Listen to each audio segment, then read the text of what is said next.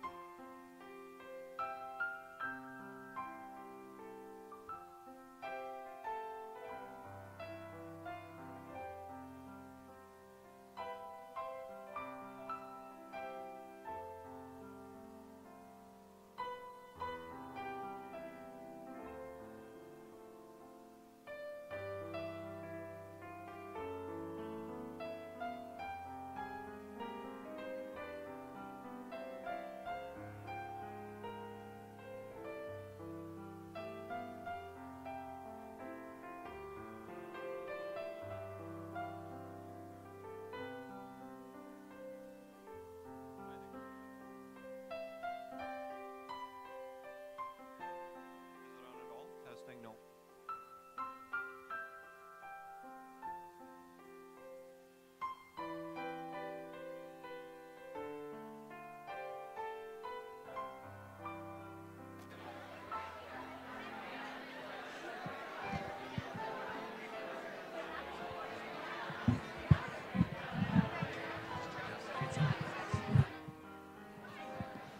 Testing. Testing. Testing. 1 2.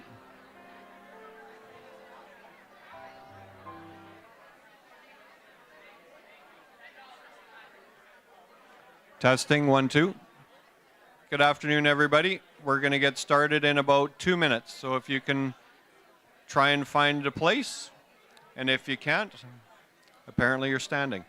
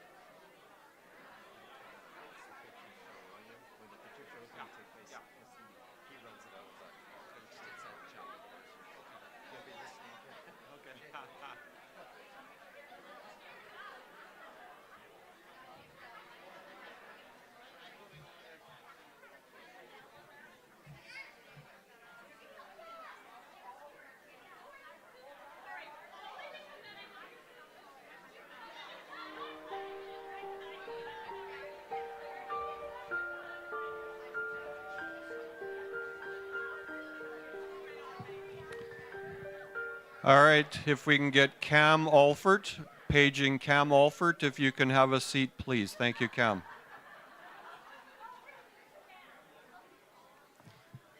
His cousins thought that was hilarious. Okay. For those of you who haven't met me before, most of you have, I'm assuming, but my name is Ivan, and obvious, maybe not so obvious, last name Alford, and I was Ed's oldest and wisest son. This is, we live in really unique times where you actually have the ability to do this more than once. Back in the day, somebody would pass away, and you'd have 24 to 72 hours to have the program, have the person, buried and life carried on. And now it's actually sometimes a months-long process. And so we have a short program this afternoon that includes myself reading the eulogy, and then our Uncle Lawrence will come up and say a few words. And so one of the things that definitely weighs on me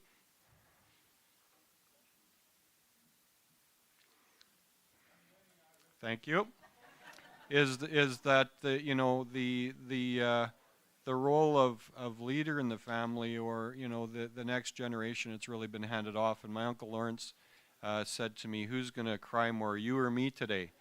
So I come by it honestly. We always blame it on Moose Jaw Water. I have a friend, Trevor, in the crowd. We grew up together and have led in different organizations, and definitely we have no shame in showing our emotions in terms of crying, and this is definitely an event where I feel more than right to do so. For those of you who haven't been around my dad or mom for a number of years, they did move to Abbotsford, BC a number of years ago, and they left their hometown of Moose Jaw, or where they spent the majority of their adult lives. And this community was a great legacy for us. What a foundation here. Good thing I got 2 hours for this.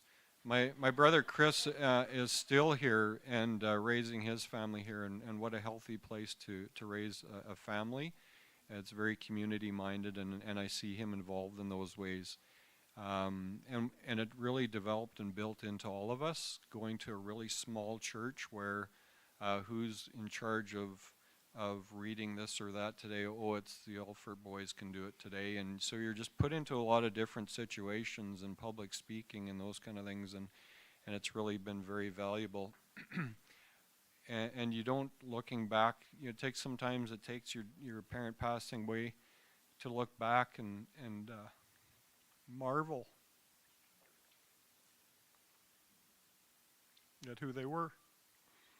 And so the eulogy will kind of paint that picture for you. But before I get into this, it's nice that my brothers gave me full control, so I'll do whatever I want here. I'm going to introduce us because there's been some families who said, "Oh, we're from across the street when we were growing up, and which one are you?" And "Oh, you're that one." So yeah. Yeah, there's been some stories already out today. Robin Crear came out from Regina, and there's the legacy story about how the Alford brothers, we couldn't see the steering wheel of the boat. So how do you get in there? You tear the boat tarp apart and destroy it so you can see the steering wheel. But anyways, so if we'll do it in this order. First, I'd like to have Trina, if you can stand. So this is my sister-in-law, Trina. Okay, and So, as you may or may not know, her husband Aaron, my youngest brother, passed away just over a year ago, and they're from Calgary, and so that's my sister-in-law, but my sister Trina. So that's Trina, And then I'll get my brother Chris and the half of the table that's sitting over there to stand, and so I'll introduce them. So that's my brother Chris. He's the Moose Jaw boy and lifelong, and his wife Alyssa, and their kids Layla. Yeah, thank you. And Nash, and Odin. Thank you. Yeah, round of applause for himself, and Finn. All right.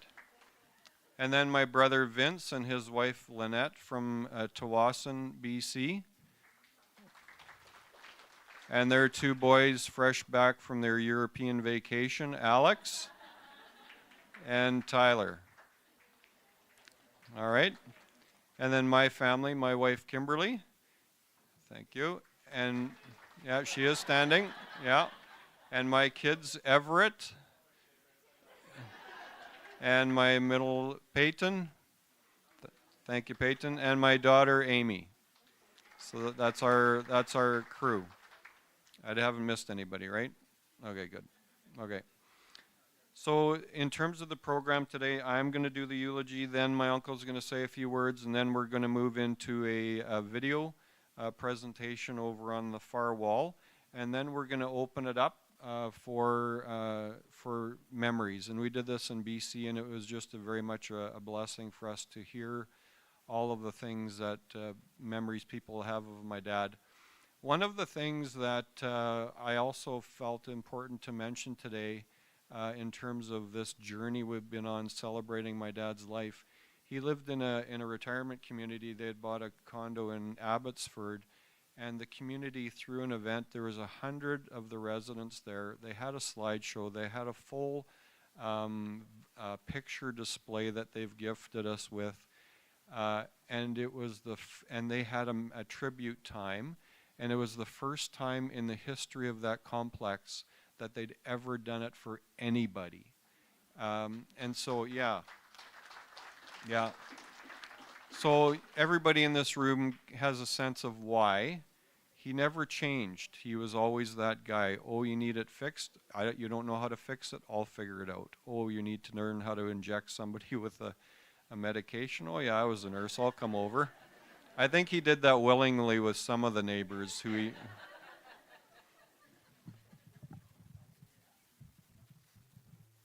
All right, so this is the part. It might take me a bit to get through this. I've already had one go of this, but it's worth it to remember him in this way. Can everybody still hear me at the back? Sorry.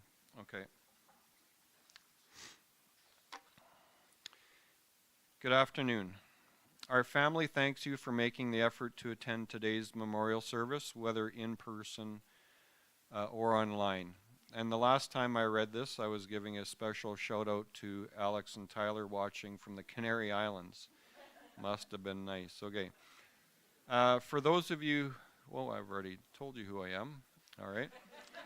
Wow, this is going to be short. So my dad, he was generally known as Ed unless he was in trouble. With my mom, then he was Edward. But if you followed my brother Aaron's social media posts or hear others talking, you would also know him by many other names, including Slippery Pete, Fast Eddie, Pops, Pops Aurelia, Bargain Hunter, yes, Robin, that's true, Grandpa, Papa, and Niagara Falls.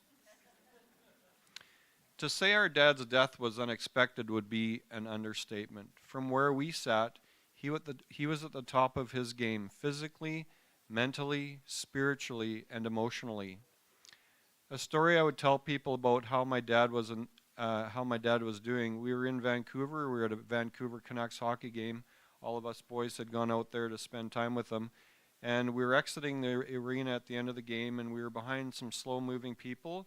And so my dad just simply pulled out and ran up the stairs past them. And at that moment, I thought, I don't have to worry about him.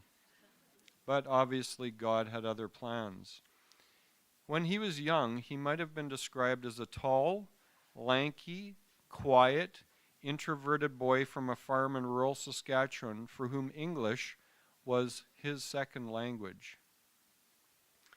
But from his birth on December 7th, 1942, to his death 29,985 days later, the words needed to describe him grew. Many decisions and events shaped his life, some of which I want to share today. His childhood. Living on a farm in the prairies during the 1940s and 50s came with challenges. Lots of hard work, the need for strong, interdependent relationships within a community, and meager pleasures beyond the basics. These experiences very much shaped who he was as a person. Being the oldest of 6 children with a mother who had significant health issues meant taking on responsibility within a household at a young age and learning to get along with and care for others. Education and career choices.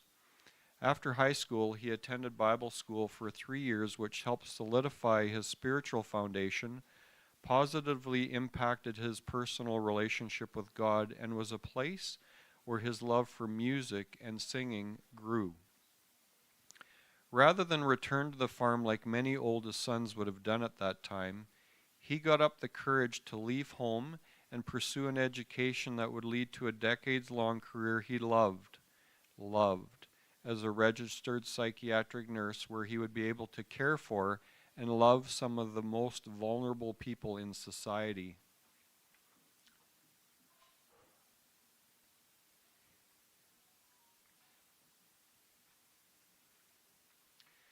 You might have to come up and take over from me, Uncle. Okay, so one major life decision was his choice of life partner.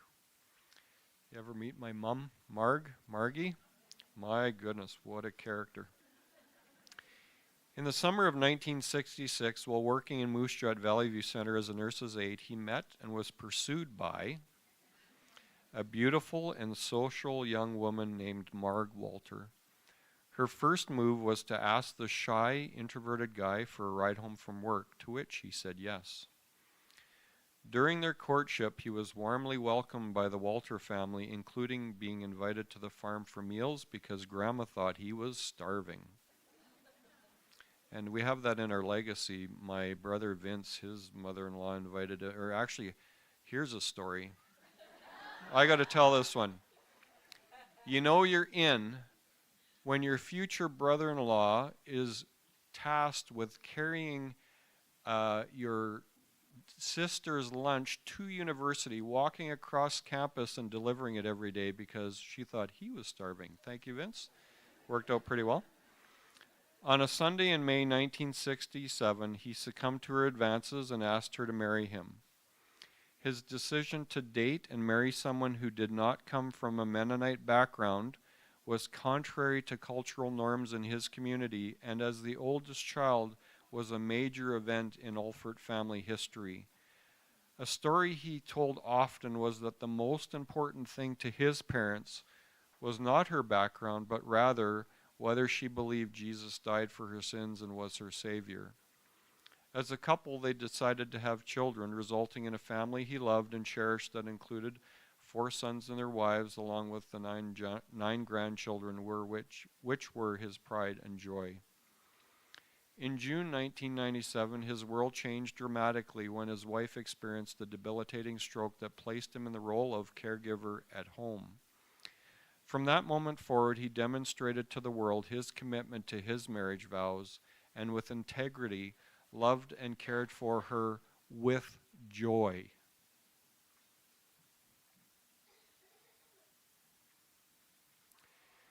In sickness and in health,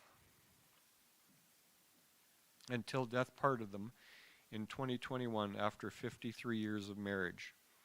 After his wife passed away, he publicly declared, so you shouldn't have been in my line of sight there. They had a great married life, and he wouldn't have designed their journey any other way. Their marriage was a model of teamwork, love, and joy. He was often the hands and feet of his wife. She would identify a need in someone's life, and Dad would be dispatched to meet the need, and he did it with joy. Following her death, he even carried on her years-long tradition of faithfully purchasing, writing, and sending countless number of cards to recognize occasions of friends and family. And I spoke to someone today who actually had the sense something was wrong when her Christmas card didn't arrive, right? Another major decision was made in the 1990s. In partnership with his siblings and cousin, he decided to hobby farm the land passed down to him while still working at Valley View. He very much enjoyed having an opportunity to spend time with his family, spend time in God's creation, and participate in a wide variety of tasks around the yard and in the field. The farm also served as a place of respite for him. In July 2002, he decided to retire, which released him for him to care for his wife, spend more time with friends and family, travel, and more actively participate in his local church. For him, retirement was made so much richer by not simply sitting around having coffee all day, although that happened a lot. In 2019, they decided to sell their home and permanently move to Abbotsford, where he enjoyed being involved in his retirement community and volunteering with an organization called Gleaners. His many life experiences and decisions helped generate many other words to describe him, including adaptable, content, countercultural, courageous, faithful, able to do more than less. Some refer to this as frugal. So, shopping with his friend Robin at all the bargain bin places for fun. Okay. Always open to a deal, whether for food, clothing, or anything else. And here's a favorite story of mine. I went out to visit him. It's just he and I. Where are we going in Abbotsford for supper? Oh, Ivan, we got to go to this all-you-can-eat fish and chips place. Great. Show up to the all-you-can-eat fish and chips place. We sit down, and I look over. My dad's brought along a bag, and I thought, well, maybe we're going shopping after. Nope. We're going shopping right now. He opens it up and pulls out Ziploc containers for his take-home. He's like, well, they really load you up on that first, helping, and they know me, so they bring a lot. Yeah, what a guy. He was a baseball fan. Baseball is definitely his favorite sport, having cheered for his Los Angeles Dodgers and having played from youth well into adulthood, watching his grandkids, including being in BC, which he allowed him to watch countless games of his grandson Tyler in person. And one of my cousins from the Swift Current area, he and I were talking, and it's interesting with my dad. It wasn't he wasn't content just to sit around. He said he was at the hockey rink one day. His kid was playing from out of Swift Current and looks over. Ed, what are you doing here? Oh, I just thought I'd come over and watch. And it was countless the number of games he would just watch of other people. Generous, genuine, honest, trustworthy, a person of integrity, disciplined, and I need to work on this. Daily exercises and stretching, 3 glasses of lukewarm Moose Jaw tap water each morning, walking up and down 7 flights of stairs in his condo building every day, 5,000 steps a day, daily devotions and prayer. You get the message. Job-like, peacemaker, resilient, skilled, good, kind, caring. I received this note from someone whose dad had died when she was very young. He holds a very special place in my heart. He was such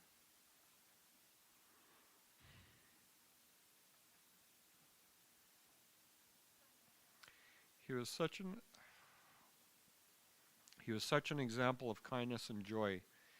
He was so good to us Thiessen kids.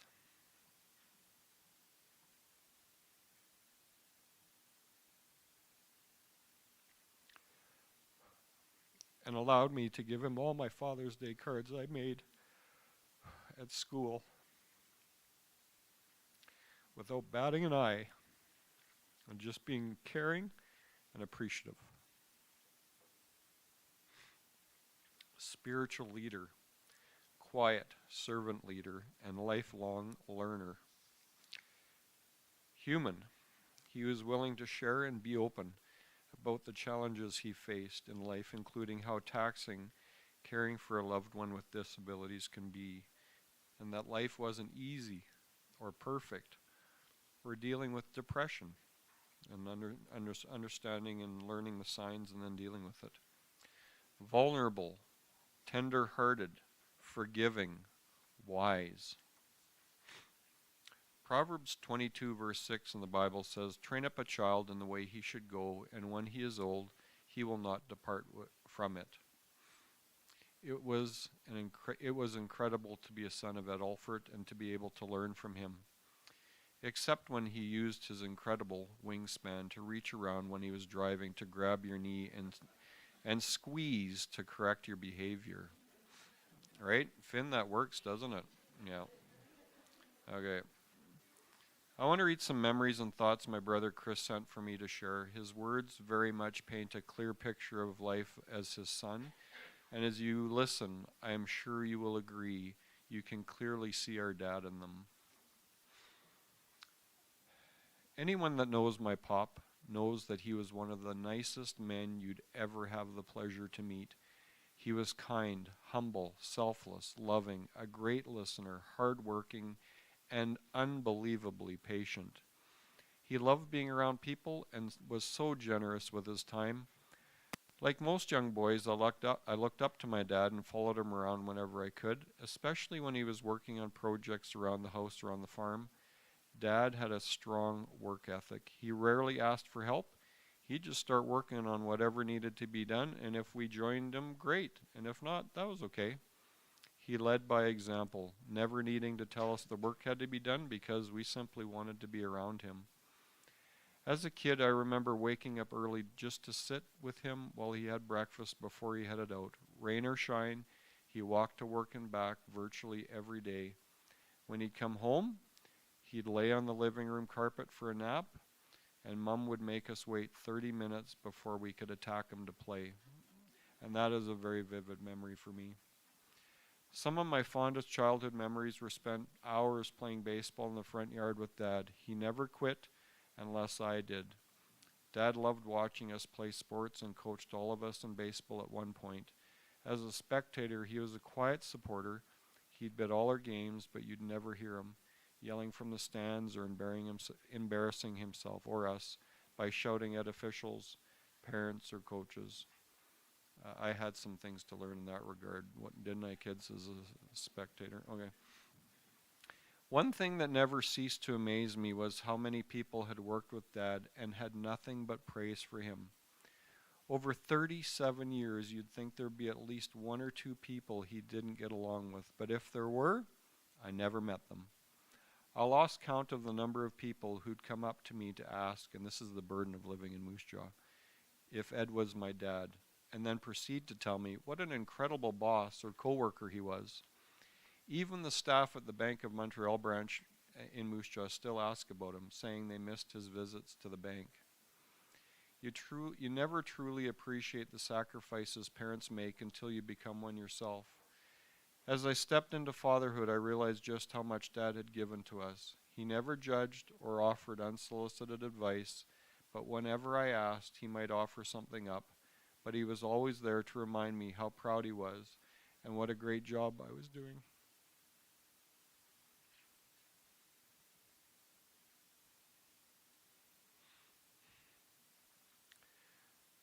What a great job I was doing raising the kids. Fatherhood isn't easy. On the days I felt like I was falling short, I thought back to how Dad might have handled it. His selflessness, patience, work ethic, love, and patience. If there was one trait I hoped to channel, it was his patience. I'm still working on that one. And a quick aside, and it's interesting, time goes on. I wrote this and I delivered this back in January. I have hope that Chris's patience will continue to grow because just like his dad, he is a lifelong fan of the Toronto Maple Leafs. Have hope, brother, have hope. And it's infectious. I have kids in my house who are trying to cling on to that hope right now and going into the second round. Okay. He loved being around his boys, and we loved being around him. The first boys' trip as adults that we took was to Toronto in 2016, and it was the first time Dad had been away from Mom since her stroke 20 years earlier. He never had a day off, and he never complained about it. He was selfless. But in those few days, I saw a man who got to relax for the first time in many years, and he just soaked it in. We had some fun adventures and made some great memories. He loved being a grandpa, Papa, as my kids called him. He tried to make it to as many of their activities as possible, from hockey, baseball, football, to kindergarten graduations. The last time he was in Moose Jaw was last May, and he got to watch Finn and Odin play baseball. You could see the joy in his face. Yep.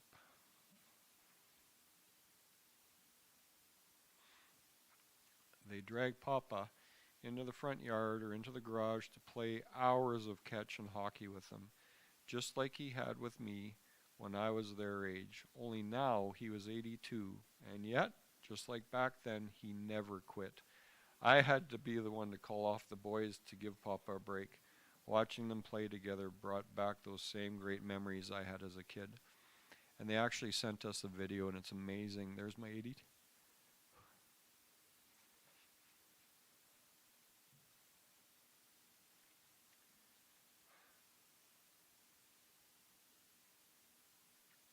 Gotta stop doing these asides. My 82-year-old dad throwing the ball over and over and over.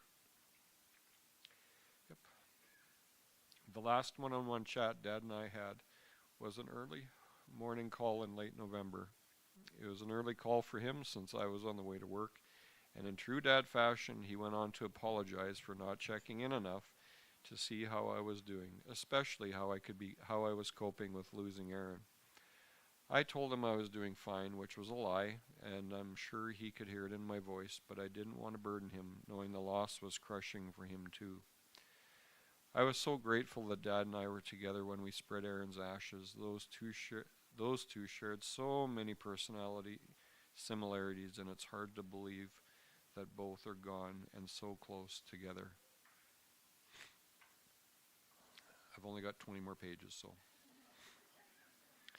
Dad left us earlier than we expected, but we were blessed to have him on this earth for 82 wonderful years. I've heard this more than a few times now. The world would be a lot better off if there was more Ed Alferts around. I agree with Chris's words. We love you, Dad.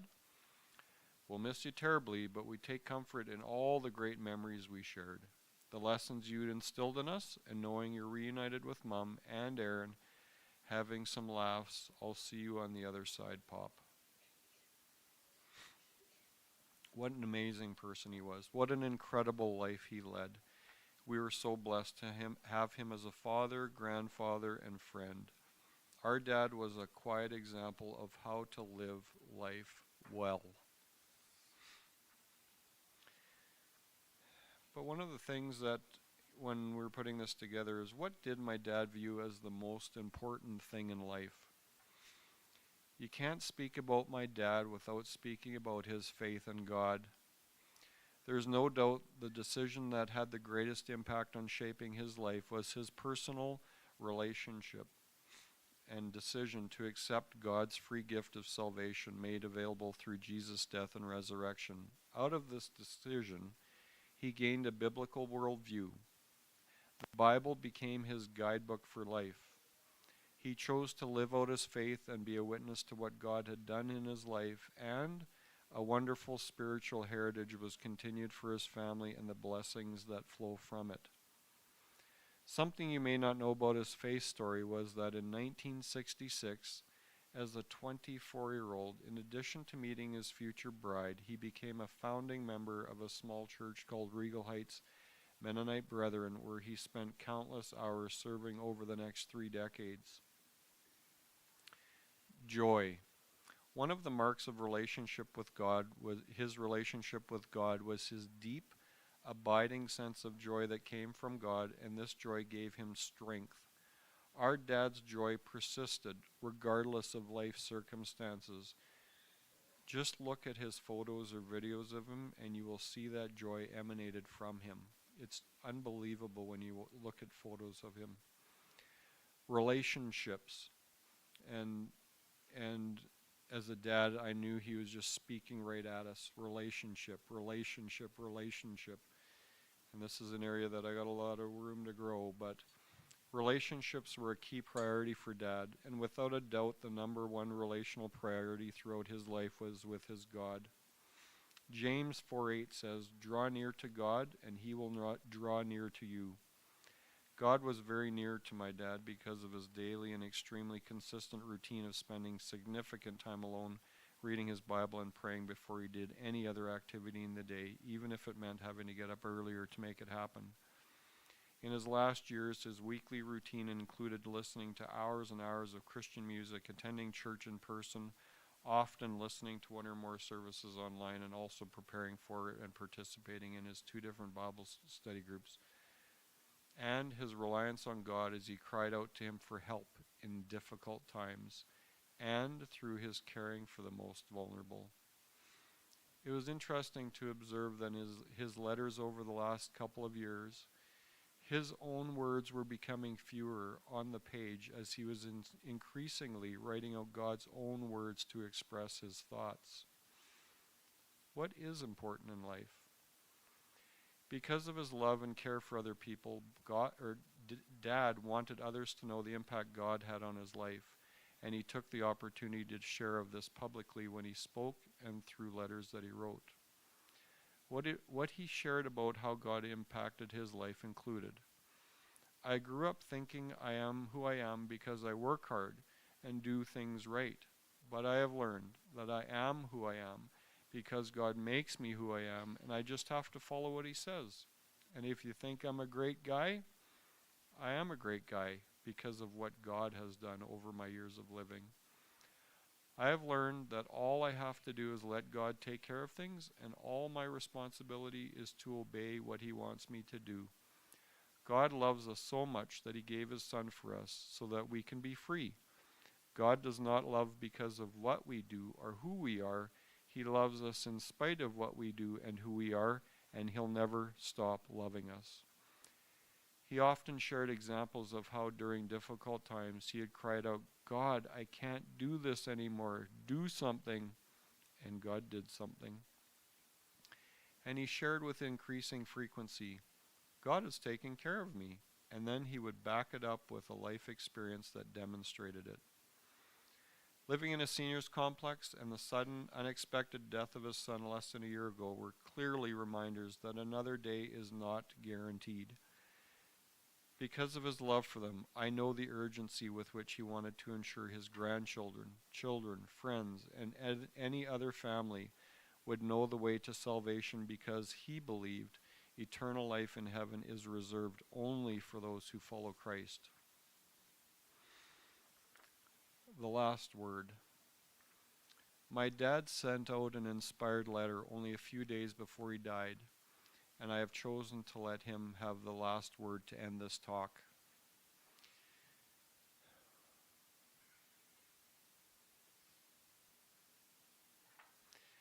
May God's blessings of true joy, unfailing love, and perfect peace be yours.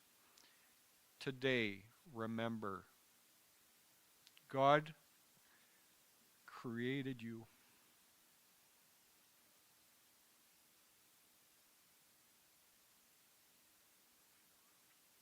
He sees the good despite the sin and loves the you he created. And that's how my dad would have said it, with tears in his eyes. Love, Ed. Lawrence?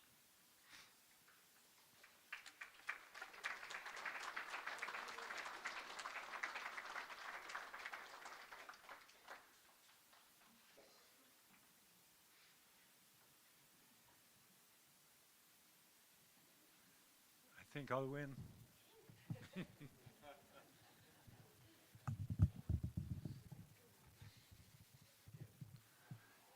Can you hear me?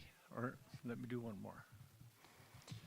After that edition, I was going to do mine in two, but even that it's going to be shorter than yours, Ivan.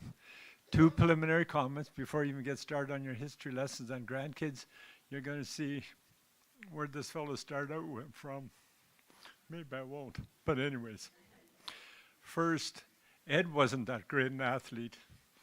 He had he had cousins, he had brothers. Man, we could play ball better than he ever could. And I found it so amazing that when he got so involved in your boys' baseball, I thought, how does he know what to teach these kids? The other thing to put in context, and it was referred to briefly, to give you an idea where Mark parachuted into. You can take 20 miles east and west, 20 miles north and south. That's all Mennonites, that's German. There aren't any foreigners, if you want to use that term, in that territory. I don't think she knew where she was coming into when she came to join us. And it was interesting. But for those of you who grew up on a farm, know that the oldest boy has the most responsibility, because theoretically, he's supposed to be the next generation of farmers. So Ed was the leader in many things. As Aaron referred to, he was the one that went to school speaking German. And the teachers couldn't understand him, and he couldn't understand them either. So they failed him in grade 1, and then he had to share his grades with his sister, Ellie, because they were then in the same grade and went through the school the rest of the way. Dad would teach Ed, and I being the second boy, Ed would teach me. There's some certain things he did first, but certain things that didn't follow. He was about 14 years of age when he put his hand in an auger, and I thought, I'm not following that one.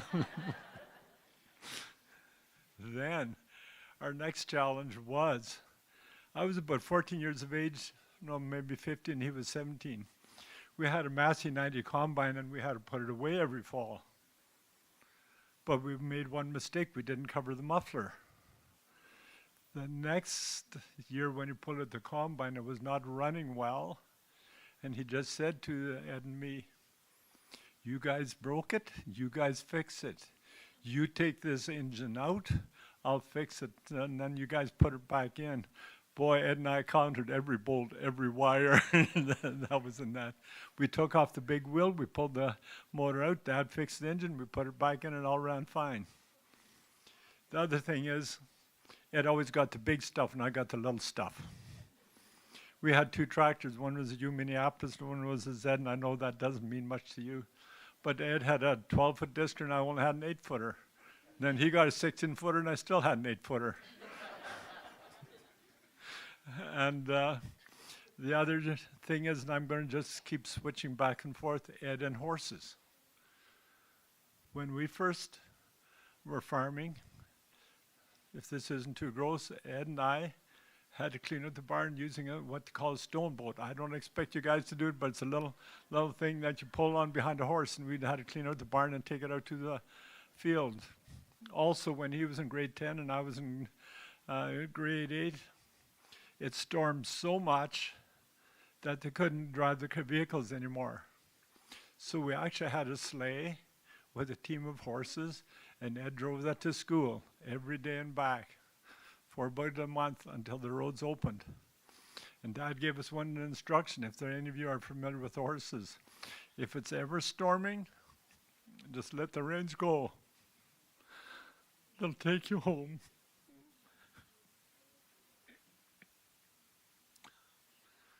Yeah, might not win. And we still have the cow blanket that we use to stay warm on that sleigh ride. Then as my life moved along, there was this younger brother called Irv. We hadn't let him do much because Ed and I were going to do it, and he was not allowed to until he got to be about 12, 13 years of age. And then Irv said, I want to do some of this stuff too. So he started integrating, and that's when he, or we, almost pushed Ed out of the farm, and he became the first one that had to work away from the farm and earn income. And how we picked moose jaw, I'm not sure why that happened. And for those of you who are historical, he was part of building the first potash plant in Esterhazy. That was one of his first jobs that he did. Then, moving along, I was working, Mark showing up, you covered that one fairly well, right? Yeah, when this lady showed up, this was different. No German in this lady. It's all English and that sort of thing, eh? And I was working in Ontario when I got this phone call. Ed's getting married? Oh, Ed's getting married? Oh, yeah, so I had to travel all the way back from Ontario to join this wedding party, which was a great delight. The other thing which I want to comment about us boys, and you guys can comment if you want, Ed bought the nicest first car of all of us. Right, guys? He had that, 59 Chev with the wings on the side? I don't think that's why Mark married him, but it sure made a difference in what he did, eh?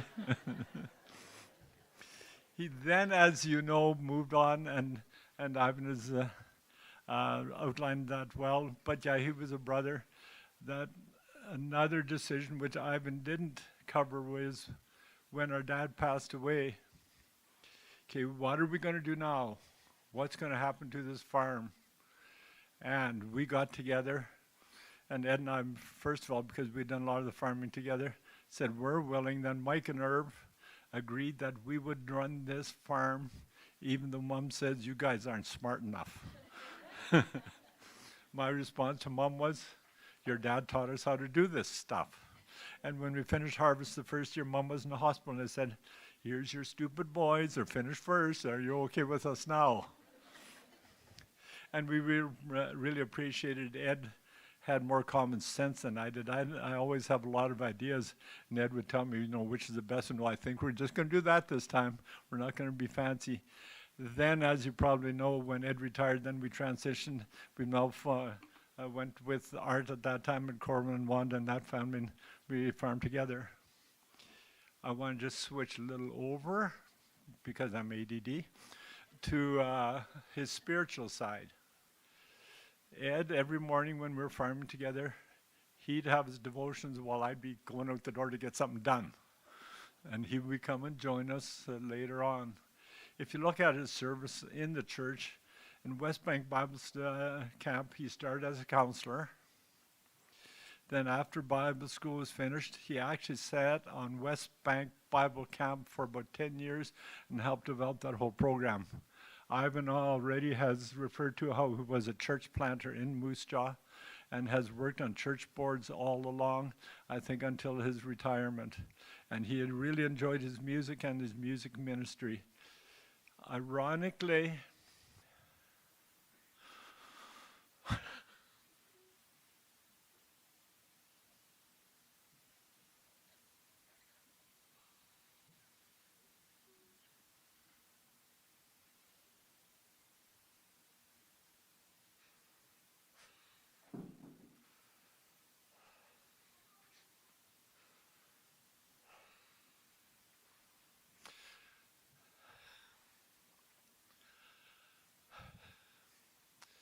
the day after he passed away, or the week they passed away, Sunday morning service, and you can read it, is on Ephesians 1. You refer to Ephesians 2, but in Ephesians 1 is our security, and that God takes us to heaven. And it was a strange feeling that we sang God Loves Us song, and how we will worship him someday. And my comment was, Ed's there already, doing it with us. Thank you all.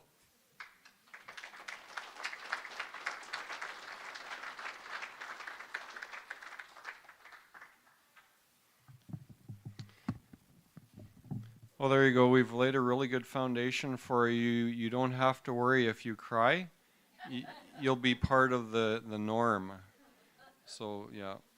So we are going to open it up now to anybody who has any words they'd like to share.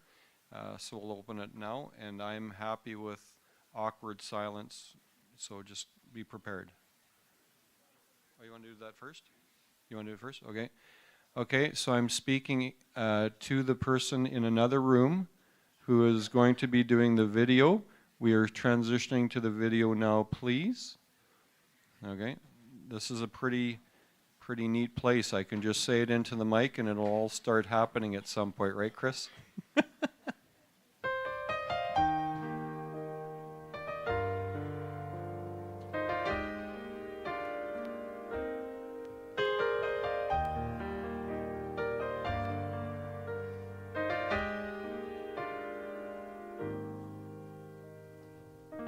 Lately I've been looking back along this winding road to the old familiar markers of the mercies I have known. I know it may sound simple, but it's more than a cliche. There's no better way to tell you than to say God's been good in my life. I feel blessed beyond my wildest dreams when I go to sleep each night. And though I've had my share of hard times, I wouldn't change them if I could. 'Cause through it all, God's been good.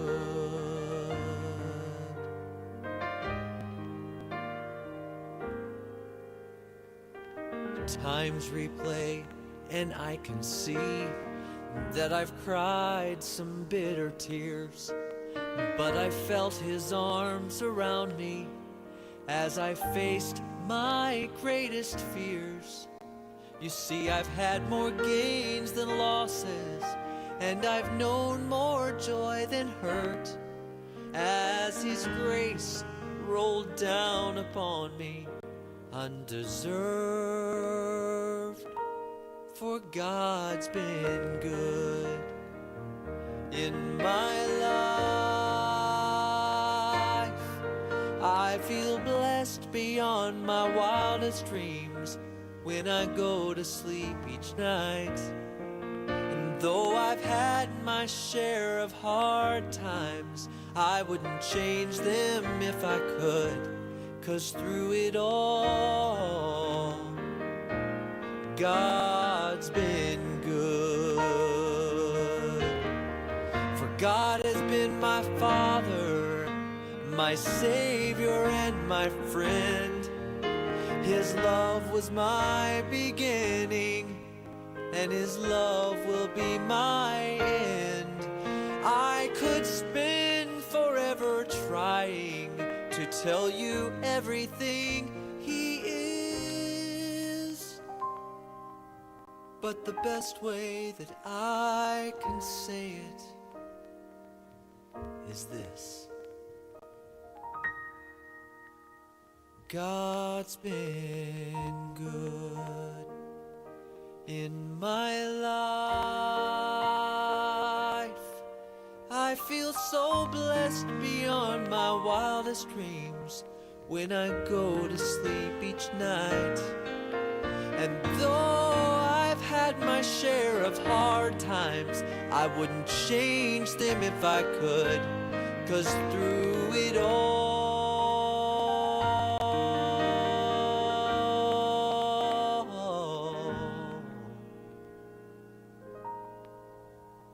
God's been good.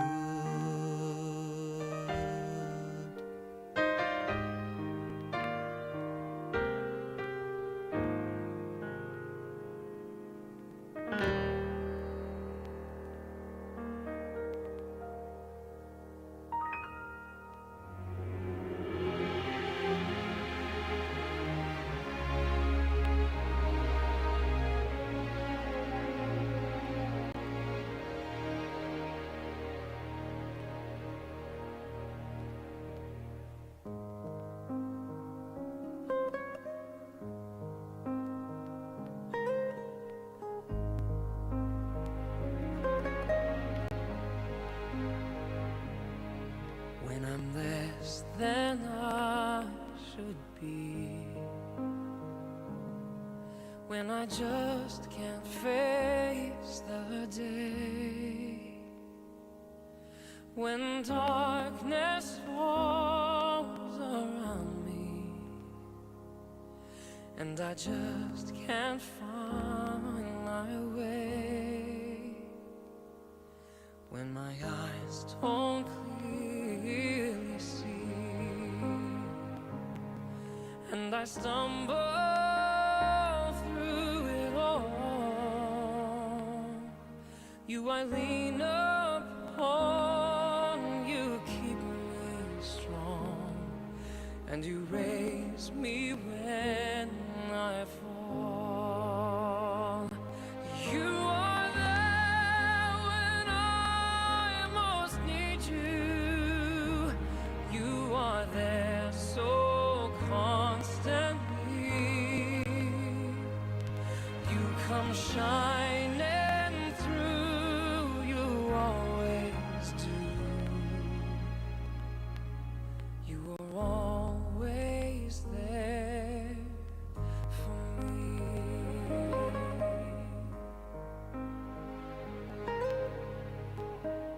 When life brings me to my knees, when my back's against the wall, you are standing there right with me, just to keep me standing tall. Though a burden I may be, you don't weary, you don't rest. You are reaching out to carry me, and I know I'm heaven blessed. You are there when I most need you. You are there so constantly. You come shining through, you always do. You are always there for me.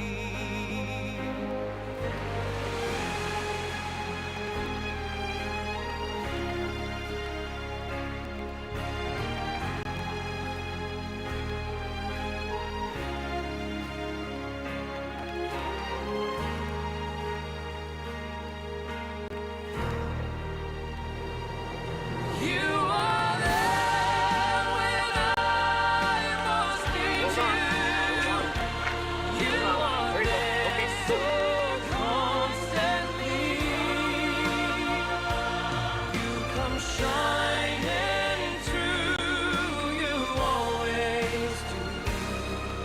You are always there for me. You are there when I most need you. Oh, you are there. You are there so constantly. You come shining through, you always do. You are always there for me.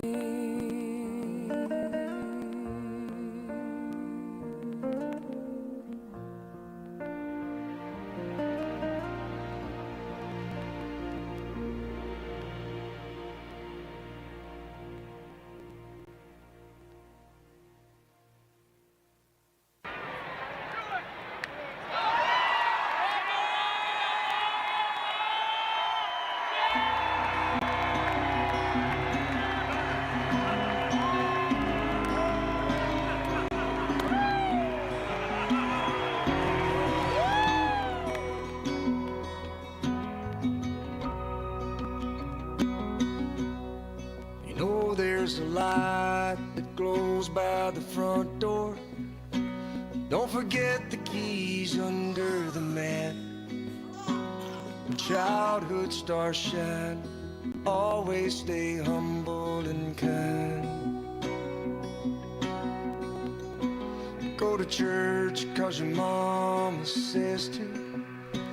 Visit grandpa every chance that you can. It won't be wasted time. Always stay humble and kind. Hold the door, say please, say thank you. Don't steal, don't cheat, and don't lie. I know you got mountains to climb, but always stay humble and kind. When the dreams you're dreaming come to you, when the work you put in is realized, let yourself feel the pride, but always stay humble and kind. Don't expect a free ride from no one. Don't hold a grudge or a chip, and here's why. Bitterness keeps you from flying. Always stay humble and kind. Know the difference between sleeping with someone and sleeping with someone you love. I love you ain't no pickup line, so always stay humble and kind. Hold the door, say please, say thank you. Don't steal, don't cheat, and don't lie. I know you got mountains to climb, but always stay humble and kind. When those dreams you're dreaming come to you, when the work you put in is realized, let yourself feel the pride, but always stay humble and kind.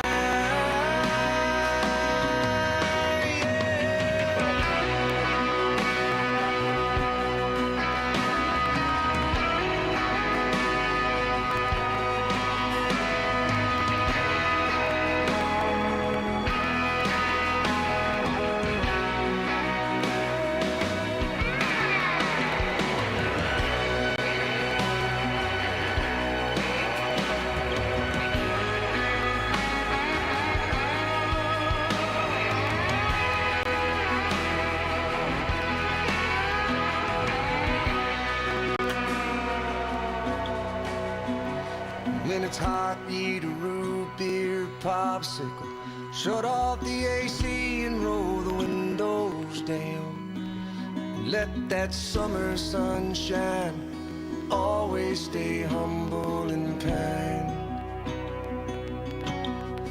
Don't take for granted the love this life gives you. When you get where you're going, don't forget, turn back around. Help the next one in line. Always stay humble and kind.